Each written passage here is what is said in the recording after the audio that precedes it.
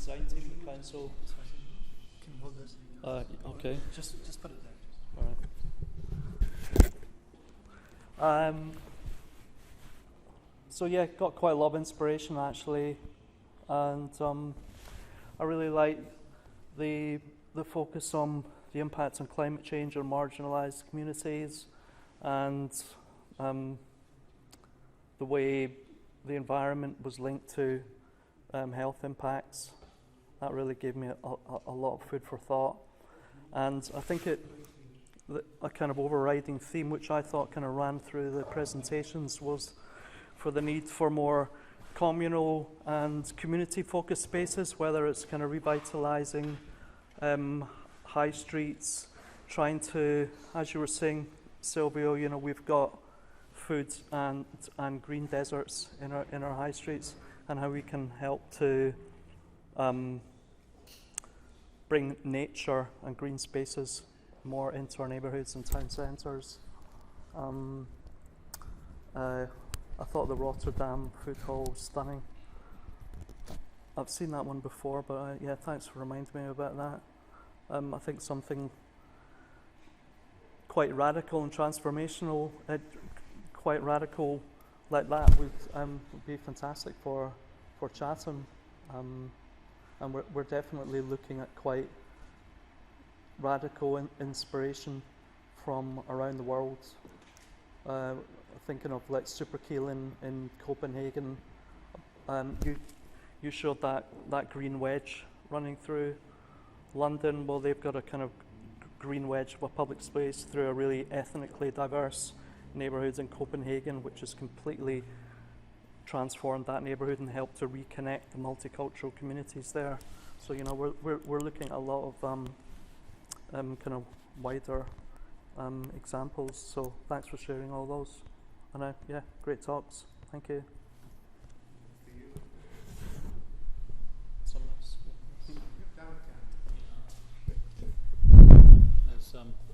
Right. Okay. I think there's something that's worth discussing, and which is about, because the question you were asking there is how could the University of Kent help?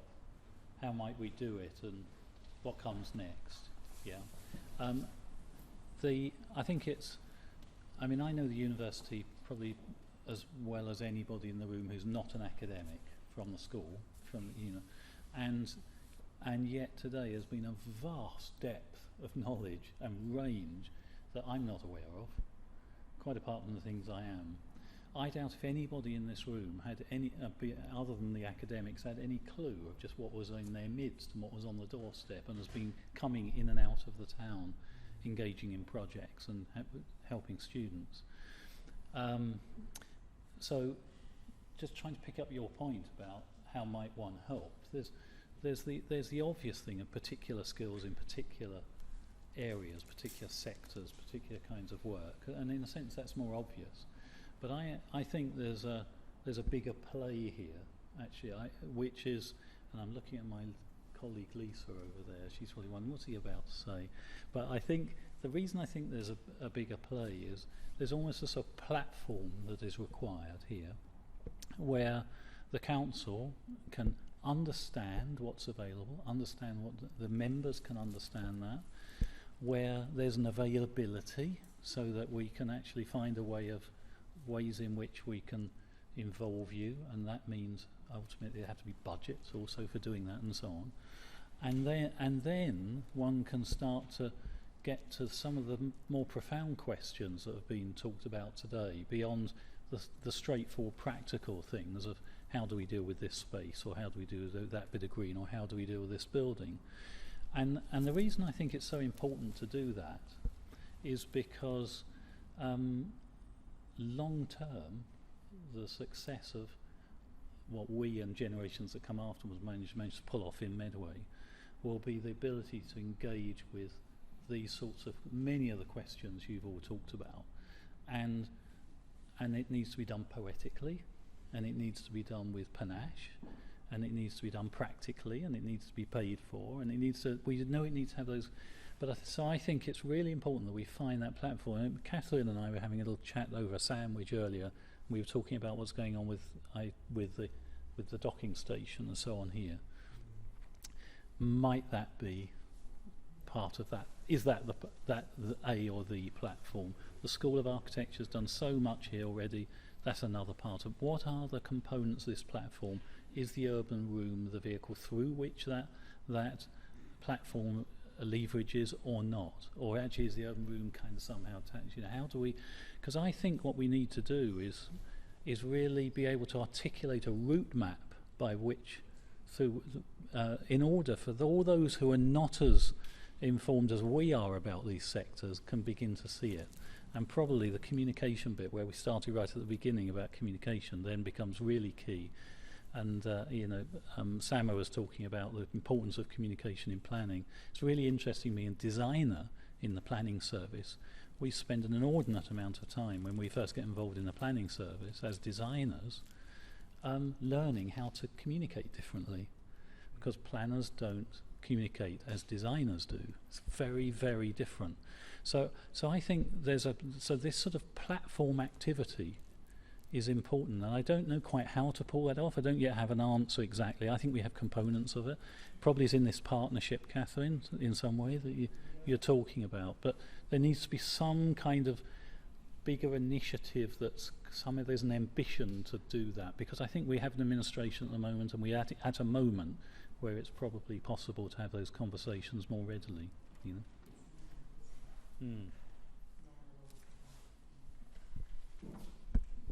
I'll pass you this awful thing. It's intimidating, this thing, isn't it? Yeah. So earlier in her presentation, Lindsay talked about the Health Determinants Research Collaboration, HDRC, which is NIHR funding to build research capacity in Medway Council. Part of our bid included, the HDRCs are designed to make councils more research active and address the wider determinants of health, the social determinants of health. So it's beyond just what the public health teams do. It's not just smoking cessation and healthy wage activities. It's things like planning, housing, and the broader environment. Lots of things where the council is either directly responsible or has a strong influence. And part of our bid included, part of our success measures included in future years having non-public health departments doing research with non-public health parts of the university to improve health and well-being.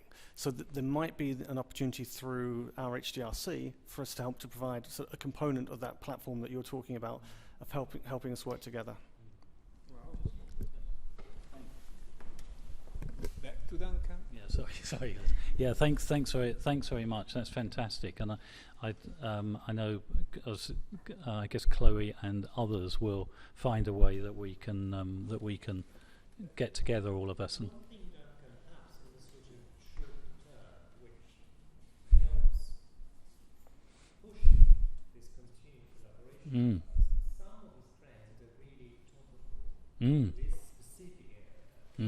Today, for instance, not that we didn't know it, clearly the riverine aspect. Yeah. Obviously, Chatham was important not because it was serving itself, because it was a particularly important bit of the jigsaw that brought things to London, which has been a big capital of movement of goods since very early stage. And in this respect, it is far more important than the road. Yeah. So that, insofar as how we reshape the new briefs as we continue to Yes. Yeah. could actually help us gear the analysis towards certain specific aspects Yes, that's that actually serves the area even more. no. That's a really good point. As we rewrite them, Yes. it's now basically Yes, that's right. then needs to happen. We could begin to shape that. Yeah. For instance, recapturing that gateway that you've lost. Yes. Yeah. We can visualize it, we can build a model for it. And you know what's so fantastic, fascinating, Nikos, is so you're talking about that, and what in my world you're partly talking about is the particularity of about how you address a river condition, and that changing over time. What's really interesting is So two things, and Mike mentioned it earlier, we're often faced with standard solutions that come every single time in exactly the same form, don't they, Mike? Yeah, to address a nuanced situation. So that's one thing. So the question, and we're constantly having to find ways of, okay, how do we have this dialogue with these people and not responding as we might anticipate it would? And then the other thing is that there's not the sort of testing. There's not the testing that's going on to kind of assist it. And just one other thing I want to add while I remember is that the other aspect of this is, I think, the community, because we're involved in all these sort of processes. And you mentioned it, and I think a colleague over there mentioned, a resident, I guess, mentioned that about, well, we don't want it all to happen to us. We want to, and so we need to also in this platform to find ways and have that discussion with the administration and so on about how we begin to bring that to bear more. And I think that would assist planning, I think it would assist the council, and it would assist the community as well, and the university. I think, sorry.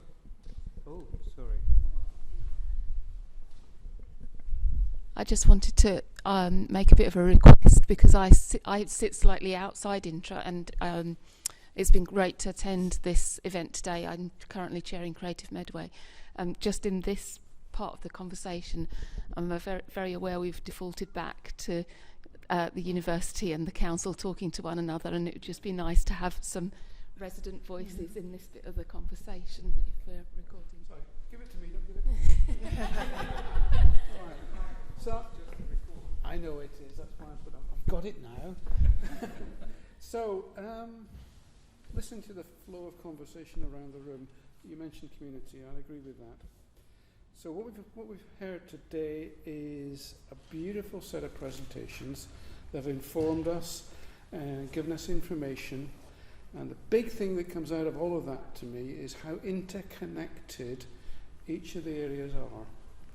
Absolutely dependent on each other, and we need to build on that. So I have a question about how we do that, and the silo mentality we tend to put into our structures, planning, health, all these other things. So it seems to me that we need, you talked about a platform, I'd call it a tiger team or something like that, that brings together the community, the functions that enable the community to have its voice and to deliver the end goal. And the end goal is for the people who live in Intra.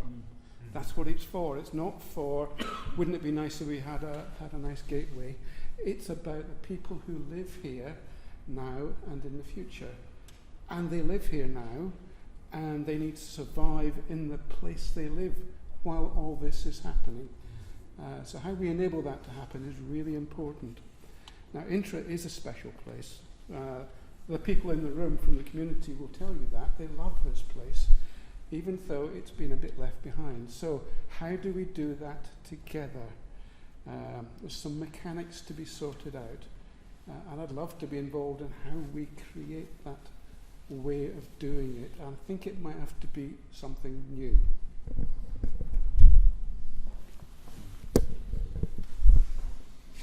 I think I would like to bring back in the discussion what Sandra was saying about urban regeneration and about everything that happens and that is considered an improvement of the urban environment should take in consideration the fact that everyone should benefit out of it, and that is not that easy. So any platform should be really democratic, I think.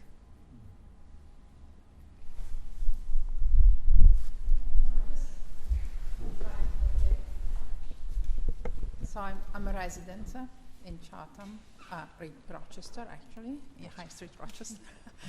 And I'm afraid I wasn't here this morning to listen to all the other presentation, but I really enjoyed all that has been presented today in the afternoon.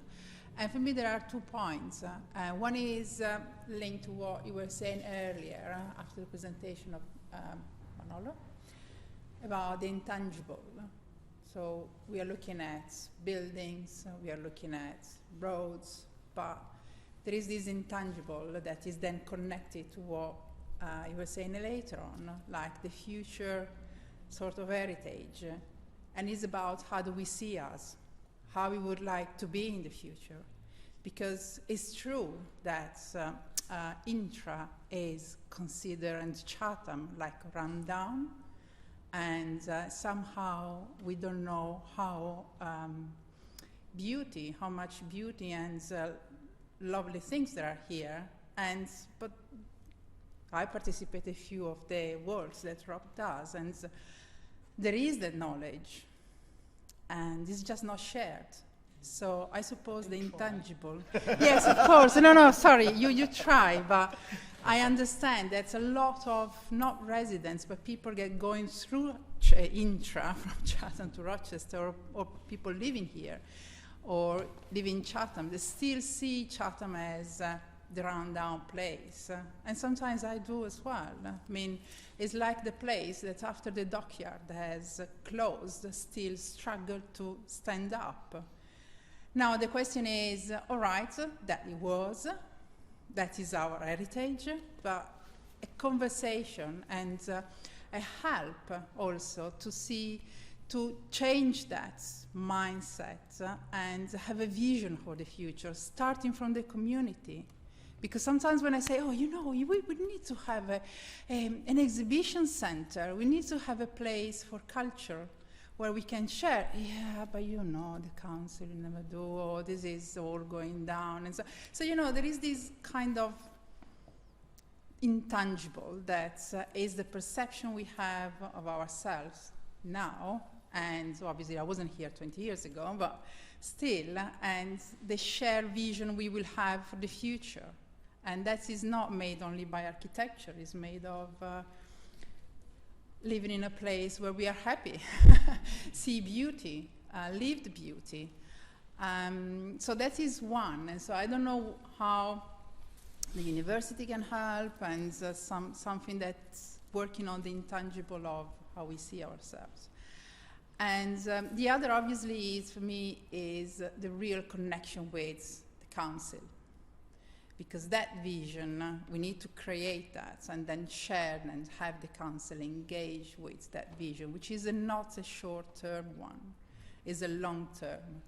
And that needs to be built, and it might take years beyond the electoral terms, and have that put some going forward, not by politicians, but by people that civil servants that work at the council, because we need that vision to go forward. So how we can do that practically, how we communicate, we community communicate with the council, and not having just, which is great, to say, well, you know what, I don't want that 10-story building in my area, but something more constructive to say how we want that to be.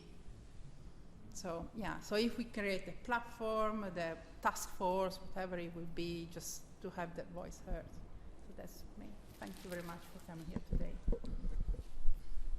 Actually, yeah, picking up Anna's point, and I won't say anything, I won't repeat what other people have said, but I think most of us that live here know, and I was born in Chatham. I'm one of the few people, I think, probably in this room that was born in Chatham and still live in Chatham. We are on the cusp of a huge social experiment. What is going to happen to us when all these flats are built and they are occupied?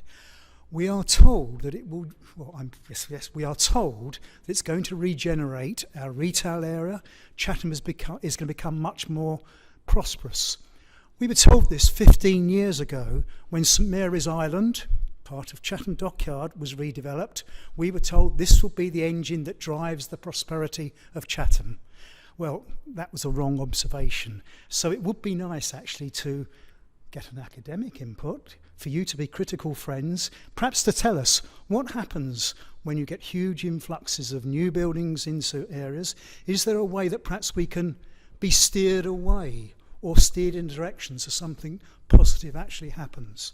Because that is the fear that we have got. You know, more people doesn't necessarily mean better shops. It could mean, I hope it doesn't, and we fear it could mean more crime, it could mean more rubbish on the street. Those are the practical things that we are concerned with. So yeah, I thought the idea of an urban room, we need much more dialogue and conversation. I've got the conch.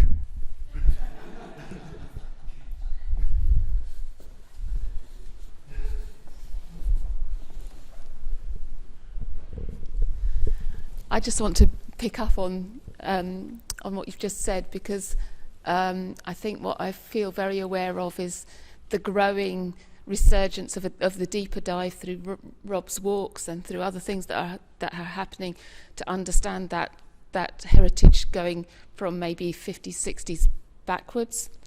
I don't think we hear, as a wider community, about the evaluation of why didn't St Mary's Island do that.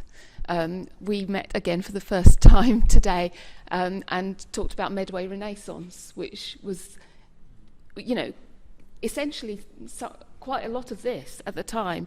And now you look at Rochester Riverside and what Rochester Riverside looks like compared to what all of those amazing imaginative plans and drawings were. Now, we're all realistic.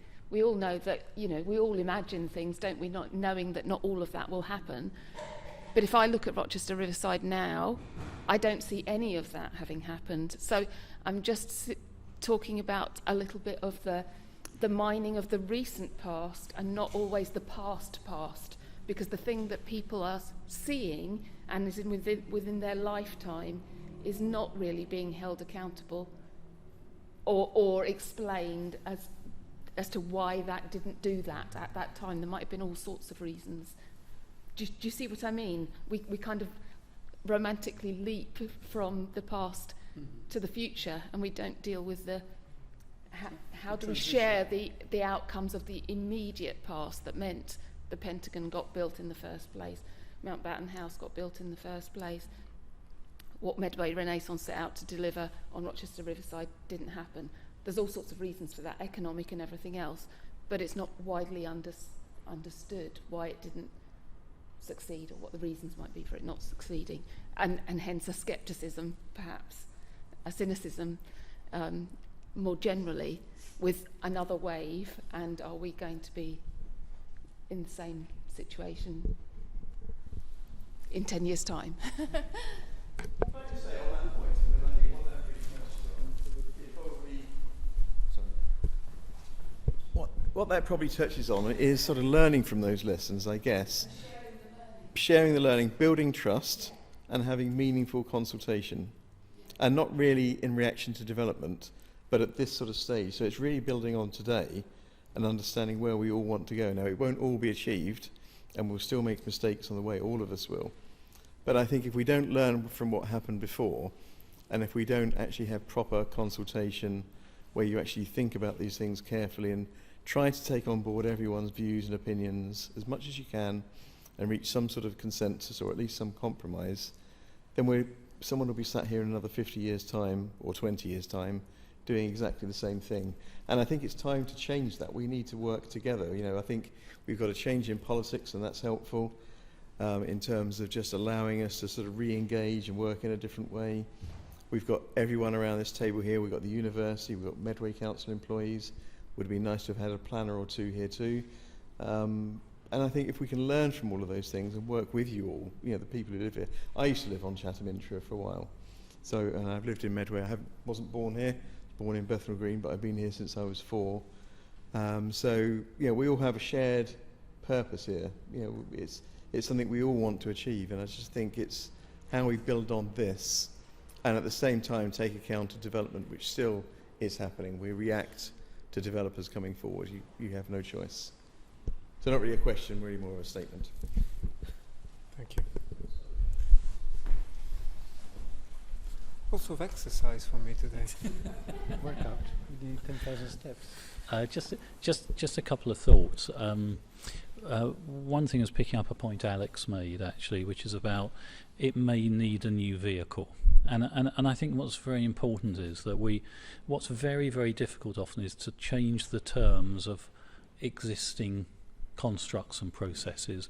Mike and Ross, Colin, Lisa and I, and others in the whole of the planning service, is obviously constrained by national planning regulation. So we don't have the power to completely change all those things. As we know, it's often national and international money that's investing in projects which has a completely different set of kind of priorities and measures for success than we actually have here. And so thinking more inventively about what vehicles are, which is I think what Alex has been talking about, and some of the other people in the community, seems to me is really a valuable thought, because but it does lead on to one other thing, I think, and that is that much of Chatham and Chatham Intra, and for that matter places right across the country, were built with a lot of bravery, actually, by individuals. They weren't built by governments. They were built.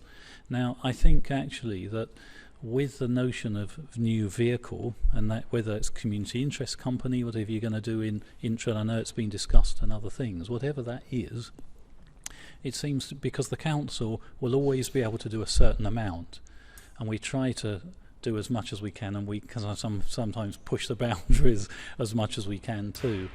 But also, I think there's going to be bravery required if new development models, for instance, as Mike was saying, if we're going to need new development models to develop the waterfront, because a standard development from international and national money is not ever going to deliver what one would want onto the waterfront, then there needs to be a new development model, different set of stakeholders, different probably set of investors. It needs to, and that requires bravery, I think, from all of us, and particularly from the community and people that get involved in it, because and of course that's what previous generations did. They did that, and I think that's what we see, isn't it? Many of our heritage sites are actually the legacies of individuals and clusters of people that did that. So, because I think it's really interesting to hear what the guys were saying about this, and to get a foothold, to give the community a stake, to be able to have some skin in the game, because otherwise you're always trying to tune somebody else's game, and I think that's actually very difficult to do. So I don't have an answer. Happy to have a beer and a coffee, and no doubt we'll have all kinds of discussions about it in planning. We do discuss these things in planning. It's not off the radar for us to discuss them, but obviously we have limitations in terms of our regulatory powers and what we can do. But I think that's part of, when I say about the platform, in a way, whatever that platform is, doesn't have to be in the council by any means. But I think what's interesting about it is that those sorts of things should be discussed within the context of that platform, because many of the issues then that these experts are talking about could be innovated around probably more readily, so anyway, that would be a thought. Alex? As you're talking there, I'm just thinking about the how. I think at some stage we're going to have to sit down together and write a business plan for Intra. Horrible as that might sound, but we're going to need to understand what it takes to make the vision a reality, and that is hard cash. And that involves all of the stakeholders, that involves the cultural sector, it involves the community, it involves the business sector, it involves the council, and we're all part of that. So it's not an isolated, somebody over in a funny room over there does a business case. It's a combined business case that says, this is what it's going to take to make this real. How do we do it? And that means the university as well. Because we need the expertise. Sorry, I won't keep in shit, but just something I'm reminded of as you. Oh, sorry. So something just to mention that. So, I mean, as many of you will be aware of co-housing projects is they're not new.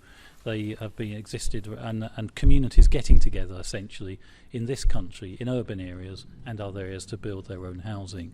And you could imagine if the whole of Intra was co-housing, what would it take? What would it take for Intra to be a co-housing project, for instance? Now that's probably the wrong form, but what might these things be? And I think that's the sort of thinking which would allow one to begin to be entrepreneurial enough to start to address some of these things. Sam, I might have some thoughts on that.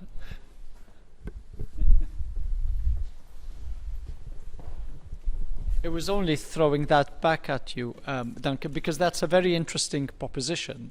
This then becomes a question for Medway Council, and the simple question is, how much co-housing has Medway actually allocated land for at the moment? Exactly. And how many have they delivered? Exactly. So very interesting, because I thought that would be the answer.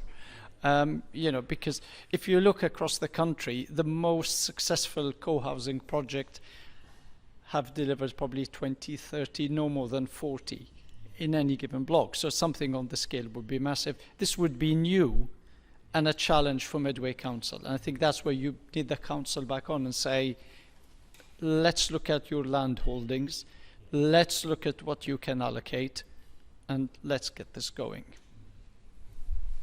But also, co-housing, there are other models, existing models in European cities and beyond, that are very bold. But I don't know how much local communities and groups would embrace that bold. No, it's not a criticism. It's just that there are so many architects have confidence in your designs that we build, because I really feel that we get a lot of sort of tacky boxes and blocks, and have done for some years.